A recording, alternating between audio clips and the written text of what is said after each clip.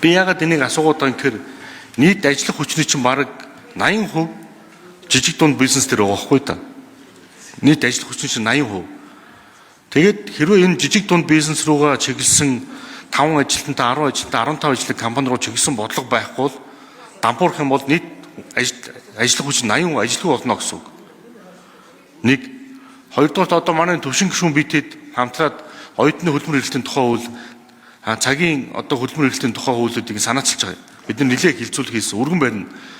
Тэгээ сангийн явнаас битгий боломжгүй бүтэхгүй гэдгийг санал өгöd байгаа. Өнөөдөр дэлхий дээр оюутан залуучууд нь цагаар хөлбөмбөр эрхлэлт хуулийн зохицуулт цорын ганц улс өнөөдөр Монгол улс болсон шүү.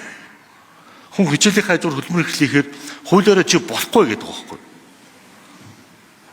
Тэгэхээр энэ хуулийн өнүүдийг битгий яагаад. Тэгээ хоёрдугаар би дахиад тэр нэг татвар талдагчийг яаж хоёр болгох гээд байгаа юм бэ? Ямар бодлого байгаа юм бэ гэдэг энэ асуултанд хариулт авъя.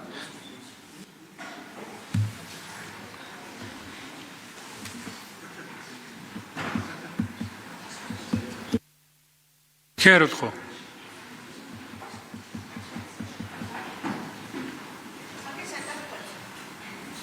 За. Чимцрэн дараа хариулъя.